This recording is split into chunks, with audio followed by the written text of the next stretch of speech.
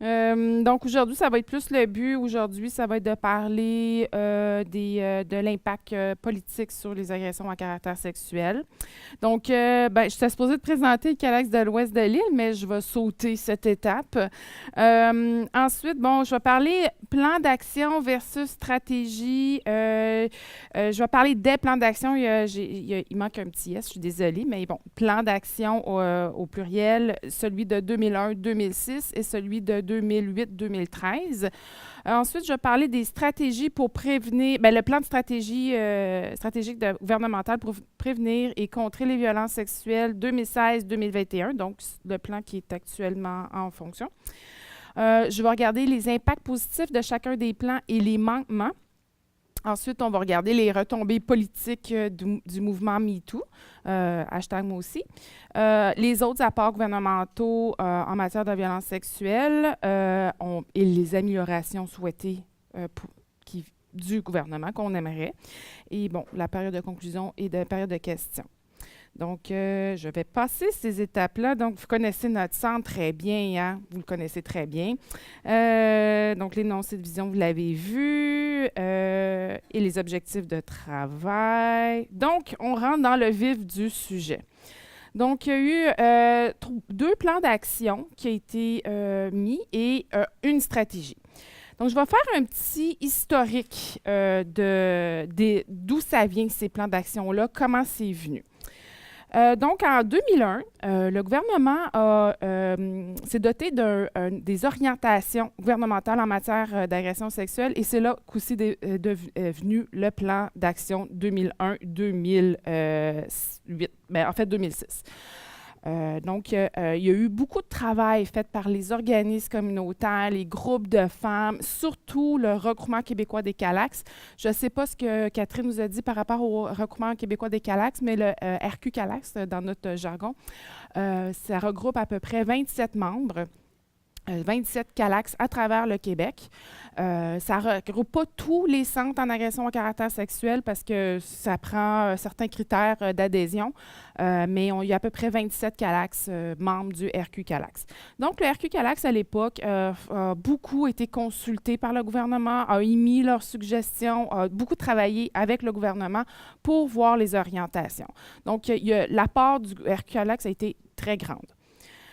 Ensuite, il y a eu le premier plan d'action qui était de 2001-2006, donc il y a eu la période de mise en œuvre. Mais comme vous voyez, il a continué jusqu'en 2008. Souvent, les plans d'action, ils ont une date, c'est une période de 5 ans, mais souvent, ils les étirent.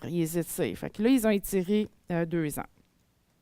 Ensuite, entre 2006-2008, on a plusieurs groupes, dont le Regroupement québécois des Calax, a émis des mémoires, des recommandations, a fait un travail sur leur bilan des réalisations gouvernementales. Puis ça, c'est en vue d'avoir le 2e plan d'action. Donc, pendant 2 ans, ça s'est tout passé. Et en 2008, il y a eu le second plan d'action gouvernementale en matière d'agression sexuelle. Et que c'était un plan qui devait durer de 2008 à 2013. Mais en 2013, il était à échéance et ça a pris 3 ans avant de voir la stratégie. Et pendant 3 ans, il y a eu énormément de consultations, il y a eu des forums, des mémoires, des recommandations, des rencontres avec le gouvernement. Ça a pris 3 ans pour voir la stratégie gouvernementale 2016-2021. Donc, c'est quoi un plan d'action? Donc, les 2 plans d'action, ça regroupe une dizaine de ministères autour d'un même sujet.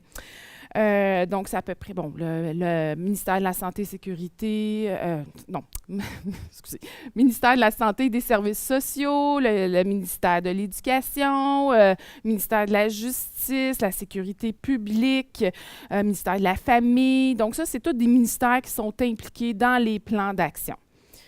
Là, je ne vous les nomme pas toutes parce que ça va être un peu long. Donc, ça inclut des mesures à réaliser afin de démontrer l'engagement du gouvernement, des ministères pour la réalisation du plan d'action. Ça s'articule autour de 4 axes. Parce que dans les orientations, ils ont défini qu'il y avait 4 axes pour les plans d'action, pour qu'il y ait une réussite, pour qu'on voit un changement réel en agression sexuelle. Donc, ces 4 axes-là, c'est la promotion des valeurs fondamentales, la prévention des agressions sexuelles, le dépistage en matière d'agression sexuelle et d'intervention psychosociale, médicale, judiciaire et correctionnelle. Donc, il y en a 4. Dépistage en matière d'agression sexuelle et l'intervention. Ça, c'est 2. Donc, toutes les mesures, les actions tournent autour de ces 4 axes-là. Et finalement, il y a toutes les conditions de réussite pour que le plan d'action soit une réussite. Donc, la concertation, la formation, donc tout ça, la recherche, tout ça fait partie des conditions de réussite pour dire que le plan d'action, il a bien fonctionné. Donc, c'est quoi les impacts positifs du premier plan d'action, 2001-2006? Il y a eu la création de centres désignés. Au Québec, il y avait quelques centres désignés. Les centres désignés, ça peut être des hôpitaux ou des CLSC qui recueillent des femmes qui ont été agressées sexuellement et qui vont avoir la trousse médico-légale. Mais dans le plan d'action, il n'y en avait pas partout au Québec. Donc, dans le plan d'action, ce que ça fait, c'est qu'ils ont instauré dans toutes les régions du Québec des centres désignés, avec aussi un guide, parce que c'était appliqué un peu différent d'une région à l'autre. Donc, ils ont écrit un guide et ils l'ont appliqué. Donc, ça, il y a eu la création de nouveaux centres désignés dans toutes les régions. Ce qui est qui a un bon impact. Ensuite, oui. Oups. OK. Ensuite, il y a eu l'application, bon, je me suis un petit peu dévancée, mais il y a eu l'application du guide médico-social, parce que il y a la trousse médico-légale et il y a aussi la trousse médico-sociale. C'est quoi la différence? C'est que si une femme va dans un hôpital, ne veut pas aller porter plainte, ne fera pas la trousse médico-légale, donc des prélèvements. Okay? Donc, elle n'est pas obligée. Ce que ça va lui donner au moins l'accès à de l'information, à des services psychologiques, à des références, mettons, médicales. Donc, au moins, ça lui donne des droits, ça lui donne des avantages. Donc, ça a été appliqué partout au Québec. Donc, il y a eu la création du guide et aussi la trousse médico-légale, elle a été améliorée. Ensuite, l'autre apport positif du premier plan, c'est qu'il y a eu une entente multisectorielle pour les enfants, l'entente multisectorielle relative aux enfants victimes d'abus sexuels, de mauvais traitements, ou d'absence de soins. Donc, c'était l'application, parce que l'application n'était pas partout pareil au Québec. Certaines régions la faisaient, certaines régions la faisaient différemment. Donc là, ça est devenu plus uniforme. Donc, l'entente a été mis plus uniforme à travers le Québec. Donc, ça, c'est l'impact positif du premier plan d'action. Le 2... Oups! Qu'est-ce que... On dirait que... C'est bizarre. Il manque des PowerPoint.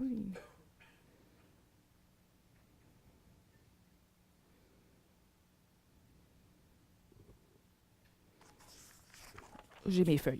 Je ne sais pas ce qui s'est passé, mais il manque des PowerPoint. Ah, OK. Ah, c'est bizarre. Je suis désolée, je ne sais pas ce qui est passé. Mon PowerPoint n'est pas de même, mais c'est parce que je parlais du plan d'action. Qu'est-ce que ça faisait? Eh bien, c'est bizarre. Okay. Ce que je disais tantôt, je parlais des plans d'action, c'était quoi? Versus une stratégie. Donc, la stratégie, je vais revenir à mon PowerPoint. Donc, la stratégie, au lieu d'avoir une dizaine de ministères, il y en a 12. Donc, il y en a un petit peu plus. Mais il faut dire qu'entre gouvernements, qu'il y a eu des élections, il y a des ministères qui se sont changés. Donc, on ne peut pas dire qu'avant, c'est mieux maintenant qu'avant. Il faudrait voir comment est-ce qu'ils ont reformé les ministères pour voir est-ce que c'est mieux maintenant qu'avant. Donc, il y a 12 ministères impliqués dans la stratégie. La différence avec les plans d'action d'avant et maintenant la stratégie, c'est que ça contient deux problématiques, soit les agressions sexuelles et l'exploitation sexuelle. Avant, on ne parlait pas d'exploitation sexuelle. Avant, c'était le plan d'action en matière d'agression sexuelle. Maintenant, on parle d'une stratégie gouvernementale pour prévenir et contrer les violences sexuelles. Donc, dans la violence sexuelle, on inclut agression sexuelle et exploitation sexuelle. La stratégie reconnaît les points communs entre les deux problématiques. Exemple, c'est abus de pouvoir. L'abus de pouvoir, il y a aussi que ça touche, que les victimes peuvent être victimes de d'autres formes aussi de violence, exemple, violence physique, psychologique, économique. Aussi, ça affecte plus les femmes et les enfants que les hommes. Donc, ça reconnaît les points communs. Et ça reconnaît leur spécificité. Donc, leur spécificité, c'est plus que l'exploitation sexuelle. Ce qu'on voit, ce qu'on observe sur le terrain, c'est que c'est beaucoup plus difficile pour les femmes de se sortir de l'exploitation sexuelle, qu'il y a souvent des rechutes, où sont exploitées par un proxénète, tandis qu'on ne voit pas ça nécessairement en agression sexuelle. Donc, il y a des spécificités par rapport à l'exploitation sexuelle. Donc, ils reconnaissent ça. Dans la stratégie aussi, il souligne que les violences sexuelles concernent l'ensemble de la société et met donc l'accent sur la prévention. Donc, ils mettent beaucoup d'accent sur la prévention. La stratégie tient compte des particularités et réalités de certains groupes plus vulnérables à la violence, tels que les personnes handicapées, les femmes autochtones, les personnes réfugiées, immigrantes ou issues de minorités ethnoculturelles, les personnes aînées, les LGBT. Donc, ils reconnaissent ça. Ça vise aussi à intégrer l'analyse différenciée selon les sexes pour avoir, dans tous les ministères, c'est ce qu'ils veulent instaurer pour diminuer, pour l'atteinte de l'égalité entre les hommes et les femmes. Oh mon Dieu, c'est bizarre. OK, je reviens à tantôt, c'est bien bizarre. Bon, OK. Donc, on revient. Je ne sais pas ce qui s'est passé, mais bon. Donc, les manquements... Oh, bizarre. OK, les manquements, tantôt, je vous ai parlé des aspects positifs du plan d'action. Le premier plan qui était de 2001 à 2006. Là, maintenant, c'est quoi les manquements qu'on a observés dans ce premier plan d'action? Il y a eu une quasi-absence de mesures portant sur les groupes de personnes vulnérables, dont les femmes autochtones. Ça, c'était presque absent. Il y a eu peu de réalisations avec les réalités particulières liées à la prostitution, le trafic sexuel des femmes et la cyberpornographie. Il y a une absence de réponse à offrir aux victimes qui ne recourent pas au système judiciaire. À l'époque, on parlait de 90% des femmes ne portaient pas plainte. Aujourd'hui, on parle plus de 95% des femmes. Donc, ils mettaient beaucoup d'emphase sur le système judiciaire, que les femmes devaient aller déposer une plainte, mais il y a 90% de ces femmes-là qui n'utilisent pas cette voie-là. Donc, elles sont laissées un peu à elles-mêmes. Donc, il n'y a pas d'alternative. Ce qu'on a remarqué aussi, c'est qu'il y a un manque à la poursuite et à l'élargissement des mesures pour améliorer la judiciarisation. Donc, ce qui veut dire, c'est que les femmes se plaignent beaucoup qu'à l'époque, ce qu'ils faisaient beaucoup, c'est qu'ils demandaient aux femmes de passer des polygraphes. Puis quand on passe un polygraphe, c'est que tu es soupçonné de ne pas dire la vérité. Ils voulaient qu'il y ait une corroboration des preuves. Ils voulaient les enregistrer. Donc, il y avait plusieurs choses que les femmes vivaient dans le système judiciaire qui faisaient que c'était difficile pour elles puis qu'elles ne croyaient plus au système. Et c'est aussi ce qui faisait en sorte qu'elles ne portaient pas plainte. On a parlé de l'entente multisectorielle, mais ce qu'on a remarqué après, c'est qu'elle n'est pas appliquée partout pareil. Ils voulaient la mettre plus uniforme, mais dans la réalité, ce n'était pas uniforme.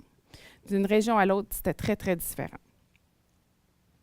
Pour revenir au point d'avant, j'ai oublié de mentionner aussi que les femmes de la diversité observaient aussi que c'était très difficile d'aller porter plainte. Elles avaient beaucoup, beaucoup d'obstacles pour aller porter plainte. Elles vivaient beaucoup de discrimination ou vivaient des oppressions vu leur diversité. Donc ça, on avait déjà observé ça à l'époque. Donc ça, c'était un des manquements du premier plan d'action. Le deuxième plan, qui était de 2008 à 2013. Les aspects positifs, c'est qu'ils ont créé un centre de détention pour les agresseurs à Percé. Donc ça a été une avancée. Dans ce centre de détention-là, il y a de la thérapie, traitement. Donc ça a été un point positif. Ils ont mis aussi sur pied une ligne provinciale d'écoute et d'information pour les victimes d'agressions sexuelles. Donc, il y a eu un financement il était supposé être pour 5 ans, si je ne me trompe pas à l'époque. Mais là, le 5 ans a passé, puis ils ont toujours le financement. C'est toujours est toujours disponible d'appeler à cette ligne-là. Si vous voulez le prendre en note, j'ai le numéro, c'est le 1-888-933-9007.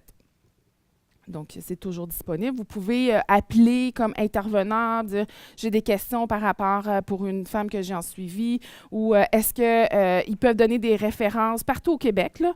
Donc, ils peuvent dire « OK, il y a un CALAX dans cette région-là, il y a un centre dans cette région-là » et aussi offre de l'écoute. Aussi, il y a la diffusion et la traduction du guide d'information à l'intention des victimes d'agressions sexuelles. Le guide, ça a été un projet de la table en agression sexuelle de Montréal. Ça a été un guide qui a été écrit en français avec le secrétariat de la condition féminine à l'époque. Ils nous ont donné du financement pour le faire traduire en français et en espagnol. Et donc, là-dedans, il y a toutes les informations qu'une victime pourrait retrouver, comme c'est quoi les conséquences, c'est quoi la trousse médico-légale, c'est quoi le processus judiciaire. Donc, ça a été un outil qui a été très, très, très utile et qui a été distribué partout au Québec. Et là, il n'y en a plus. Il n'y en a plus. Ça a été tellement populaire que c'est... Puis, donc, qu'il n'y en a plus. Mais nous, à Montréal, à la table, on l'a réédité, on l'a réimprimé, mais il n'est pas disponible partout au Québec. Des manquements du deuxième plan d'action. Ce qu'on a remarqué en faisant l'analyse, et donc comme ça a été dit dans mon introduction, c'est que j'ai travaillé sur l'analyse du deuxième plan d'action. Ce qu'on a remarqué, c'est qu'il y a un manque d'analyse sociale dans les réalisations du plan d'action. Ce qu'on voyait, c'était beaucoup axé sur le judiciaire. C'était beaucoup axé sur, OK, les femmes, il faut qu'elles aillent porter plainte. Mais tout ce qui était l'aspect social, donc la prévention, c'était quasi absent. Et le ministère de la Santé et des Services sociaux était quasi absent. Ils n'ont presque rien fait. Il y a eu beaucoup d'énergie qui a été mise sur le système judiciaire, beaucoup de mesures qui ont été réalisées en ce sens-là. On a remarqué aussi que les ministères travaillaient en silo. Okay? Mais ça serait plus avantageux s'ils travaillaient ensemble, développer des projets ensemble qui pourraient aller dans plusieurs sphères de la société. Aussi, ce qu'on a remarqué, c'était qu'il y a peu de mesures qui touchaient les groupes plus vulnérables, donc comme les femmes immigrantes réfugiées ou les femmes handicapées. Donc, il y avait très, très peu de mesures. Et aussi, il y avait un manque de reconnaissance des groupes terrains, dont les CALAX. Il y a aussi le groupe Espace. Le groupe Espace, ça, c'est un programme, c'est un organisme communautaire qui travaille auprès des enfants qui font des ateliers de prévention, de sensibilisation. Donc, aucune mention d'Espace. On n'a pas été mentionné non plus dans le deuxième plan, donc très peu de reconnaissance terrain, mais plus pour les CAVAC, les centres d'aide pour les victimes d'actes criminels. Et on a vu, je l'ai mentionné vite, qu'il y a eu un désengagement du ministère de la Santé et des Services sociaux en matière de prévention. Bon, là, je suis rendue à la stratégie. C'est sûr que là, on est en plein dedans, donc on ne peut pas dire qu'est-ce qu'ils ont réalisé, qu'est-ce qu'ils n'ont pas réalisé, mais on peut voir qu'est-ce qu'on pense qui est bien puis qu'est-ce qu'il manque dans la stratégie.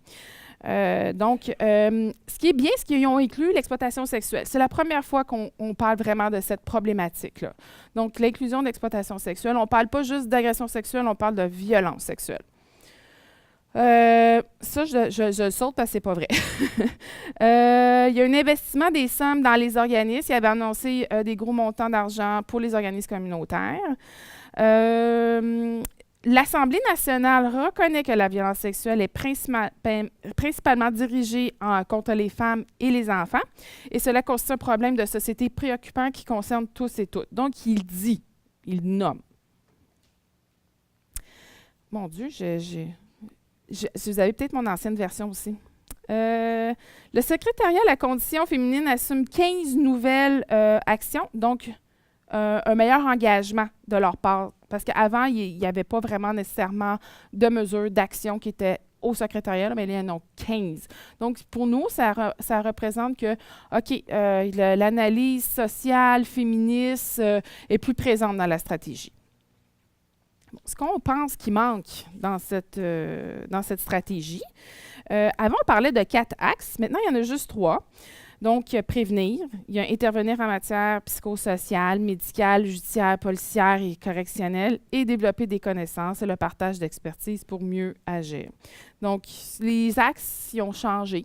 Ils ont regroupé. Donc, au lieu d'en avoir 4, il y en a 3. Il y a quand même, je vous ai dit qu'il y a quand même le secrétariat de la condition féminine qui a 15 nouvelles mesures, mais quand on regarde les actions, on voit qu'il y a un grand recul face à l'analyse féministe et sociale des agressions à caractère sexuel. Puis cette stratégie semble revenir à une analyse individuelle de la problématique. Donc, c'est bien, mais c'est pas bien. Ils disent des choses, mais quand on voit les actions, OK, c'est pas tout à fait ce qu'ils prônent. Les femmes autochtones sont complètement absentes de cette stratégie. Pour nous, c'est un gros problème. Ce qu'on a su, c'est qu'ils attendaient les recommandations d'un rapport de la commission des relations avec les citoyens sur les conditions de vie des femmes autochtones, qui recommandait de faire un plan que pour les personnes, pour les peuples autochtones. Par contre, ce que ça peut faire, c'est que ça peut diluer la problématique de la violence sexuelle dans ce plan-là. Et ça va être peut-être très long avant qu'on va avoir un autre plan d'action pour les peuples autochtones. Donc, on se demande, est-ce qu'ils ont été oubliés? Il aurait pu les inclure en attendant. Ils ont peur d'être oubliés et que ça soit dilué, la problématique. Donc, ça, c'est un des manquements majeurs dans la stratégie. Aussi, un recul consacré aux femmes qui sont plus susceptibles de vivre des violences sexuelles. On trouve qu'il y a même un recul par rapport au deuxième plan, puis déjà, il n'y en avait pas beaucoup dans le deuxième plan. Donc, on est un peu déçus de cet aspect-là parce qu'il y a eu des groupes. Nous, au Regroupement québécois de CALAX, on a un comité conseil qui regroupe différents organismes qui travaillent auprès des femmes qui vivent de certaines des diversités. Donc, ils ont émis un mémoire. Ils l'ont envoyé au gouvernement, puis c'est comme s'ils n'ont pas été retenus et qu'ils n'ont pas été entendus. Donc ça, c'est aussi une déception de la stratégie. Et aussi un manque d'expertise, un manque de reconnaissance des CALAX, donc de notre expertise dans la stratégie. Ils parlent beaucoup plus des CAVAC encore que des CALAX. Et pas du tout, je vous ai parlé d'espace, ils ne sont pas du tout mentionnés. Puis c'est un organisme qui est très important pour l'éducation à la sexualité des enfants. Donc ça, c'est une déception. Qu'est-ce que je voulais marquer? Okay, donc ça a été nommé. OK, donc les retombées politiques du mouvement MeToo. Parce que, bon, il y a eu la stratégie. La stratégie est sortie en 2016. Le mouvement MeToo, ça s'est passé à l'automne 2017. Donc, la stratégie était déjà sortie. Donc, ça ne vient pas du mouvement MeToo, cette nouvelle stratégie-là. Donc, il y a quand même eu des avancées après le mouvement MeToo.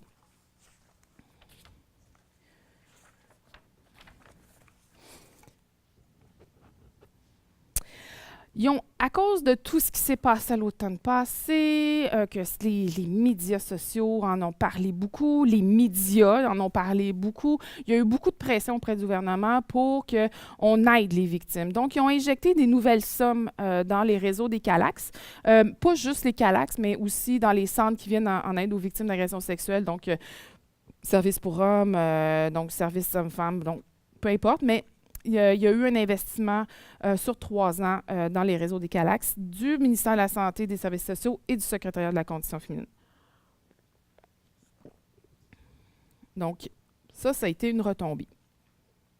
Il y a eu les retours de les cours d'éducation à la sexualité. Je me suis trompée tantôt, je l'avais mis là, mais c'est pas vrai. C'est beaucoup. C'était même pas dans la stratégie, les cours d'éducation à la sexualité. Je pense que on en a tellement parlé qu'il faut avoir des cours à l'éducation à la sexualité que le gouvernement a dit, OK, on va le mettre en septembre. À partir de septembre, il y a le retour des cours. Donc, ça, c'est une retombée directe du mouvement MeToo. Ils ont mis sur pied un comité consultatif à la Sûreté du Québec. Pourquoi? C'est parce qu'ils veulent voir comment tous les dossiers qui sont rejetés, qui sont fermés, ils veulent faire une révision de ces dossiers-là. Il y a plusieurs organismes qui sont là-dessus. Bon, c'est sûr, il y a la Sûreté du Québec, mais il y a aussi le regroupement québécois des CALAX qui est dessus. Il y a certains CALAX. Donc, il y a différents acteurs qui sont sur ce comité-là. Et aussi, ils regardent, je ne sais pas si vous avez entendu parler du modèle de Philadelphie. Vous avez entendu parler du modèle de Philadelphie. Je pense qu'ils sont en train de regarder comment est-ce qu'on peut l'appliquer ici au Québec. Comment est-ce qu'on va catégoriser les cas d'agression sexuelle qui ne sont pas retenus. Parce qu'ils ne sont pas bien catégorisés. Il y en a qui disent, c'est non fondé, mais c'est pas non fondé, c'est juste qu'ils n'ont peut-être pas assez d'éléments de preuve pour l'emmener à la cour. Mais ça ne veut pas dire qu'ils ne croient pas la victime. C'est juste qu'il n'y a pas assez d'éléments. Fait qu'ils vont essayer de recatégoriser les cas d'agression sexuelle. Il y a aussi, on a entendu dans les médias, ils ont mis sur pied une unité temporaire de la SPVM pour accueillir les plaintes des victimes parce que là, il y a eu beaucoup de plaintes qui se sont faites. Là. Les victimes ils ont appelé la SPVM, ils ont mis une unité spéciale temporaire pour recueillir ces plaintes-là. Donc, ça aussi, c'est vraiment directement une retombée politique du mouvement MeToo. Et ensuite, en décembre de l'année passée, il y a eu un forum de discussion sur le harcèlement sexuel au travail parce que ça avait pris beaucoup d'ampleur. Donc, ils ont fait un forum. Ça, c'est le gouvernement qui avait mis ça. Le secrétaire à la condition féminine a décidé de faire un forum sur le harcèlement sexuel au travail. Donc, ça, c'était vraiment directement en lien avec le mouvement MeToo. Puis c'est important parce que c'est comment est-ce que la société peut influencer les décisions gouvernementales. Puis là, ça a vraiment eu un impact. Donc, les autres apports gouvernementaux, il y a eu la loi 151. Ça, c'est la loi 151. C'est dans l'université. Je suis sûre que vous connaissez. C'est la loi 151? Non? OK. La loi 151 a été mise parce qu'il y a eu... vous avez entendu les initiations, où est-ce qu'il y a eu beaucoup d'abus sexuels. Donc, le gouvernement a dit, OK, il faut que les universités se dotent d'une politique pour prévenir et lutter contre les agressions à caractère sexuel. Donc, ils ont jusqu'à... je ne vais pas me tromper. Donc, ils ont jusqu'à septembre 2019 pour mettre en place une politique. Et les universités vont être redevables. Ils vont devoir rendre des comptes au gouvernement. Donc, cette loi-là encadre les activités sociales comme d'accueil et d'initiation donc des nouveaux étudiants. Donc, il faut qu'ils mettent en place des mesures de sécurité. Et il faut que les étudiants qui font les initiations soient formés en agression sexuelle. Il faut aussi qu'ils instaurent un processus de plainte si à l'université il se passe quelque chose. Donc, une étudiante pourrait aller porter plainte. Et aussi un service d'accompagnement et de soutien. Donc, ça fait partie de la loi 151. Aussi, dans cette politique-là, il doit être écrit un code de conduite pour entre étudiants et une personne qui pourrait influencer son cheminement scolaire. Donc, ça aussi, ça doit faire partie de cette politique. Il y a aussi les rôles et les responsabilités des dirigeants et des membres du personnel. Ça doit être clair c'est quoi leur rôle et leur responsabilité. Donc ça, c'est un autre apport gouvernemental en matière d'agression sexuelle. Et ça, c'est venu à cause de à chaque septembre, on entendait dans les médias tout ce qui se passait dans les initiations universitaires. Donc ça va être l'université et cégep qui doivent se doter de cette politique-là. L'IVAC, est-ce que vous savez c'est quoi l'IVAC? Indemnisation aux victimes d'actes criminels. Il y a beaucoup de changements à l'IVAC. Une des premières aussi parce qu'on faisait beaucoup de pression auprès de l'IVAC parce qu'on trouvait que les délais étaient trop courts. Une femme avait 1 an pour aller pour faire une demande d'indemnisation. Maintenant, c'est 2 ans. Le criminel, c'est fait avant, ça fait plus longtemps que 2 ans. Il y a toujours une possibilité de faire une demande, mais il y a des façons de faire. Il y avait un questionnaire avant qui était compliqué à répondre. Ils l'ont allégé, ils l'ont simplifié.